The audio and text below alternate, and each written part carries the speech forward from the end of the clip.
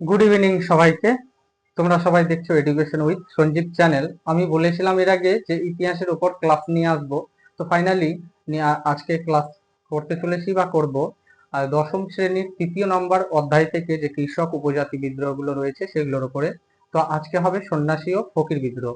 তো যে east India কোম্পানির যে বিভিন্ন ভূমি রাজস্ব, তারপরে বিভিন্ন আইন আছে, এই সব আইন ভূমি রাজস্বের কারণেই কিন্তু কৃষকদের জীবন দুরবস্থা হয়ে উঠেছিল এবং তারা বিদ্রোহী হয়ে উঠেছিল। তো আজকে আমরা পড়বো সন্ন্যাসী ও ফকির বিদ্রোহ। তো এই বিদ্রোহের সময়কালটা কত, মানে কত কোন সালে হয়েছিল এবং কত থেকে কত পর্যন্ত চলেছিল। তো এই সময়কালটা হলো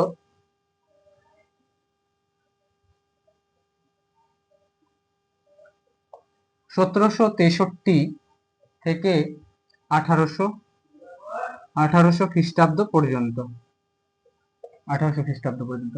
এবার এই এই যে বিদ্রোহটা কোথায় হয়েছিল? এই বিদ্রোহটা প্রথম ঢাকায় হয়েছিল। স্থান স্থান প্রথমে ঢাকায়, প্রথমে ঢাকা, পরে ধীরে ধীরে বাংলার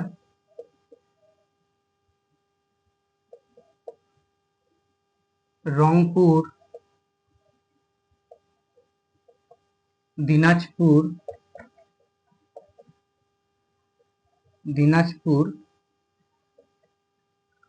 ময়মনসিংহ,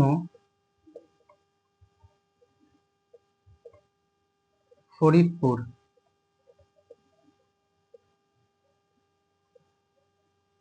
মালদহ বিভিন্ন জায়গায় ছড়িয়ে পড়েছিল। হ্যাঁ, তবে বলতে যে প্রথমে ঢাকার পরে কিন্তু আবার পূর্ণিয়াতে হয়েছিল।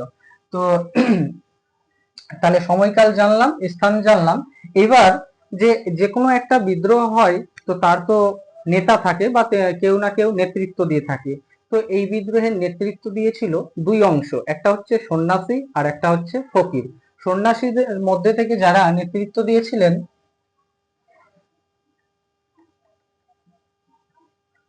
সন্ন্যাসী ভবানী পাঠক,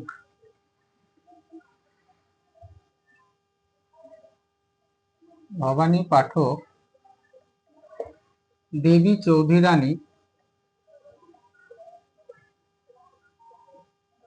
চৌধুরানী,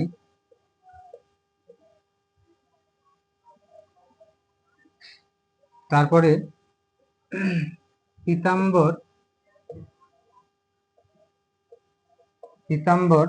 শ্রীনিবাস,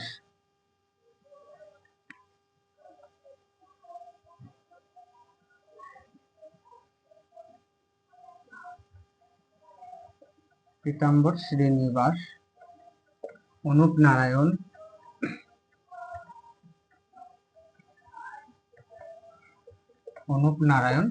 রামানন্দ গোসাই,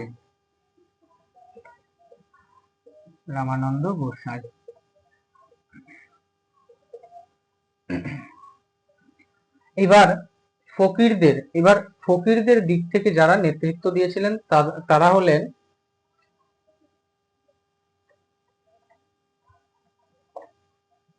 মজনু শাহ, চিরাগ আলী,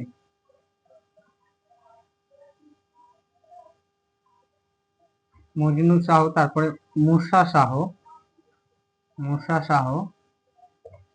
চিরাগ আলী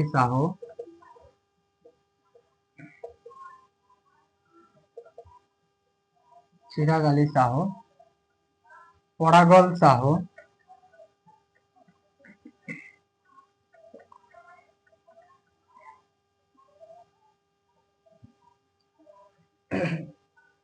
এবার এই বিদ্রোহের কারণটা কি? এই বিদ্রোহের কারণ তো প্রথমেই একটু বললাম, তো যেটা হলো যে ইস্ট ইন্ডিয়া কোম্পানির বিভিন্ন ভূমি রাজস্ব আইন, তারপরে হচ্ছে যে তীর্থকর, মানে এরা সন্ন্যাসী আর ফকির এরা তো ধর্মস্থানে যায় নিজের নিজের, তো সেখানে যেতে গিয়ে কিন্তু তাদের মন্দির যেতে গিয়ে বা আর কোথাও যেতে গিয়ে তাদের কিন্তু কর দিতে হবে, সেটা দ্বিতীয় হচ্ছে। আর তৃতীয় হচ্ছে এই বিদ্রোহের কিছু মানুষ এই বিদ্রোহের কিছু মানুষ রেশম কাজের সঙ্গে যুক্ত ছিল। তো এই রেশম কাজের যে বিভিন্ন নিয়ম সেগুলোর উপরে ইস্ট ইন্ডিয়া কোম্পানি কিন্তু বাধা প্রদান করত। তাই এই তিনটা কারণেই বেশি ক্ষোভে পড়েছিল বিদ্রোহীরা। তো এবার দেখবো সময়কাল দেখলাম, স্থান দেখলাম, সন্ন্যাসী দেখলাম, সন্ন্যাসীর নেতৃত্বগণ দেখলাম, ফকিরের নেতৃত্বগণ দেখলাম। এবার কারণও পেয়ে গেলাম। এবার দেখবো গুরুত্বপূর্ণ ঘটনা। তো গুরুত্বপূর্ণ ঘটনার মধ্যে বলি যে 1763 খ্রিস্টাব্দে প্রথম কিন্তু বিদ্রোহীরা আক্রমণ করে ইংরেজ কুঠির, সেটা হচ্ছে ঢাকায়। এবং সেই সময় ঢাকার সুপারভাইজার ছিলেন, ইংরেজ সুপারভাইজার ছিলেন রাল্ফ লেস্টার। 1763 ঢাকা আক্রমণ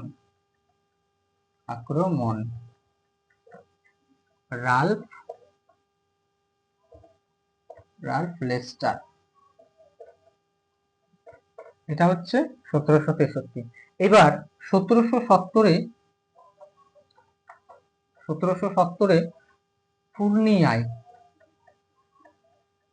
পূর্ণিয়ায় বিদ্রোহীরা আক্রমণ করে।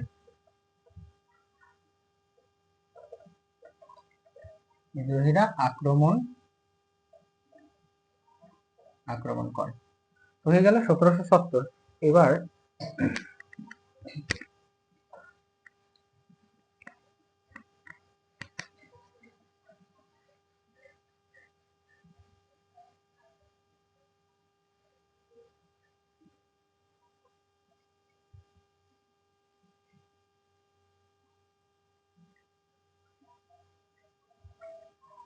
এবার হচ্ছে 1771।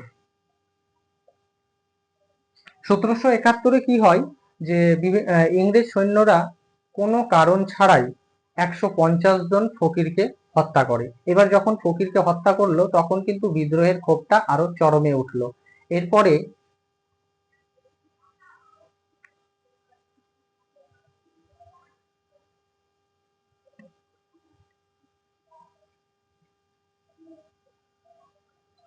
হচ্ছে 1773। কি হলো, একটা বিদ্রোহীরা 1773 ইংরেজদের পরাজিত করলো। এবার পরাজিত করে ইংরেজ সেনাপতি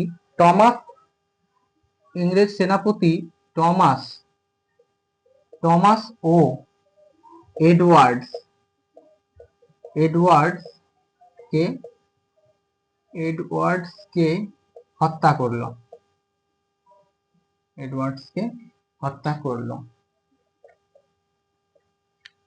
1773-এ।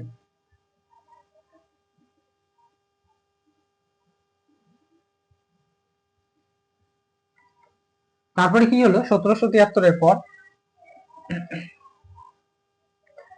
1776-এ সন্ন্যাসী ও ফকিরদের মধ্যে কিন্তু দ্বন্দ্ব দেখা দিল। এবার দেখা দেওয়ার পরে 1787-তে বগুড়ার মজুরার যুদ্ধে কি হলো, মজনু শাহকে হত্যা করলো এবং মুসা শাহ পরাজিত হলো।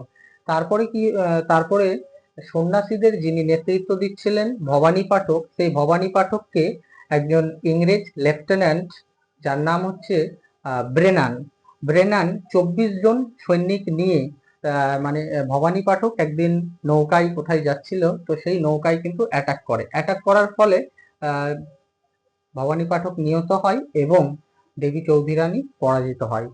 এর ফলে তারপরে সেখানে 47 জন অনুচরকে গ্রেপ্তার করা হয়। তো এইভাবে যখন নেতৃত্ব বৃন্দরা মারা গেল তখন কিন্তু সন্ন্যাসী ফকির বিদ্রোহ আস্তে আস্তে কিন্তু শিথিল হয়ে যাওয়ার পরে ওয়ারেন হেস্টিংস এই বিদ্রোহটাকে দমন করেছিল এবং ওয়ারেন হেস্টিংস সহ বিভিন্ন কর্মচারীরা এই বিদ্রোহের যারা সৈন্য ছিল তাদের ডাকাত বলে মনে করত এবং উইলিয়াম হান্টার এই বিদ্রোহকে কৃষক বিদ্রোহ বলেছে। তাহলে ইম্পর্টেন্ট যেটা হলো যে ওয়ারেন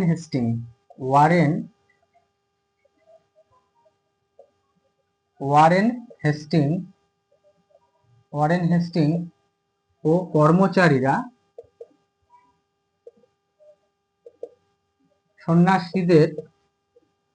সন্ন্যাসী বললে ভুল হবে, বিদ্রোহীদের বিদেশি ডাকাত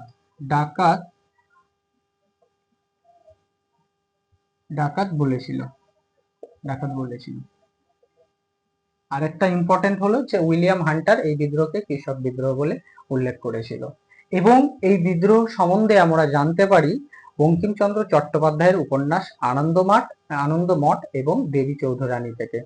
তো আজকে সন্ন্যাসী ফকির বিদ্রোহ এখান থেকে কমপ্লিট হলো। যদি তোমাদের ক্লাসটা ভালো লাগে তাহলে লাইক, কমেন্ট এবং সাবস্ক্রাইব করে দিবে, পারলে শেয়ার করে দিবে। আর যদি তোমাদের ক্লাস দেখার পরে মনে হয় যে এরকম নোটস পেতে চাও তাহলে কমেন্ট করে জানাবে। আর নোটসও করে রেখেছি, ভিডিও করার ক্লাস নেওয়ার আগে কিন্তু নোটস রেডি করেছি। তারপরে যদি নোটসের প্রয়োজন হয় তোমাদের অবশ্যই কমেন্ট করিও। Thank you.